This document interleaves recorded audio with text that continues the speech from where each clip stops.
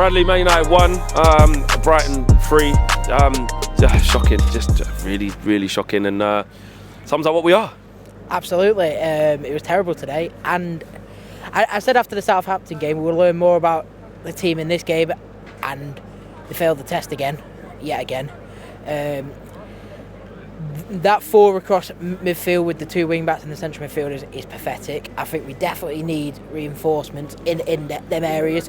If we do sell Garnacho and get rid of Anthony and get rid of Rashford, we have to bring in at least 1 wing back. It's crucial because you don't hire a manager like Ruben Amorim now if you don't bring anyone in January, because he's going to come in and he's going to play a style of play. We all knew that, and the club should have known that.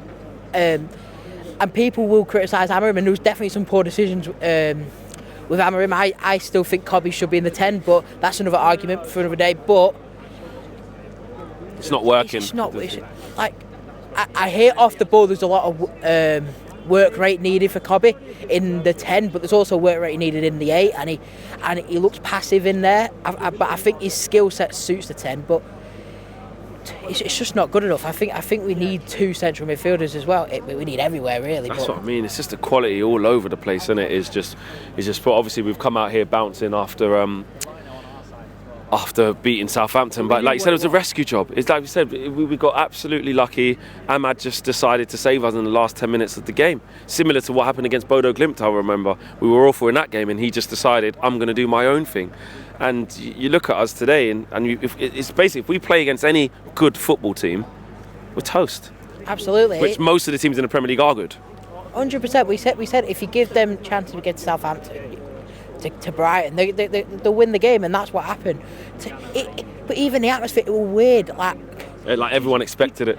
Do you know what? It's not just about, with Ineos putting the price up to £6. It's not even just about that. It's actually driving the atmosphere away from the club, because the working class people that are around Manchester that go to the games, and the people that aren't going to the games, they're the people that create the atmosphere in the Stretford End and things like that. Like, if that matters, like that can galvanise the team, and it was just.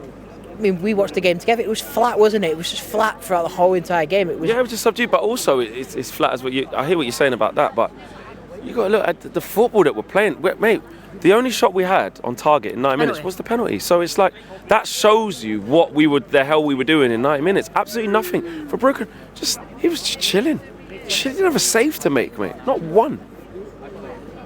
But we keep and try and manage it. We keep and try and play it. Like it's a deep-rooted issue. There's a cultural issue with the club that definitely needs sorting out. That's why I think something that Amorim has done well is with dropping Rashford, with dropping Garnacho for the derby. I think it set standards. I think even when he did that interview with Gary Neville, and Gary Neville talked about Rashford and Casemiro going away, he was like, No, we've got to look at ourselves as a club and as a manager, setting that these players can go away for 5 days and can go wherever they want. Go where they want, yeah. Like, so they're doing what they can do within the rules. So as the club, as the hierarchy, we should be set. He said 2 or 3 days maximum, and you have to stay in the UK. Like, that's trying to set standards. We definitely need to change the culture of the club. I have total faith in Amorim. Absolutely. I think we just have to get to this summer. We knew it was going to be up and down from now till the end of the season. We all knew that, and we just have to get through it. I mean, and Arnott, what was he doing for the last goal? I mean, look, I'm not saying we were playing great at 2-1 because we wasn't, but that just literally what that does when you're not playing well on top of that, and the keeper goes and does that, like you said, Brad, just killed the game off, didn't it? Yeah, because even if you look at that Southampton game, it was 1-0. Ahmad saved the day.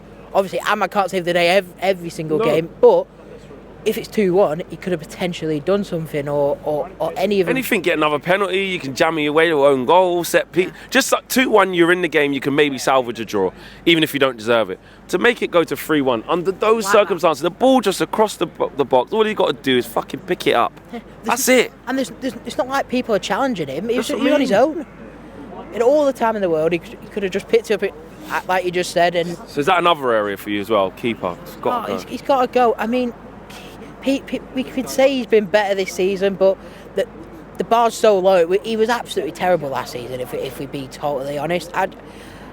I think a lot of players we need to go. I think we need some wide centre backs as well. We need everywhere. We need everything. There you go. We need everything. When we look at it, we just actually need everything. Brad, we go again Thursday for no reason. Rangers. I mean, do you know what? That's not easy. Of course not.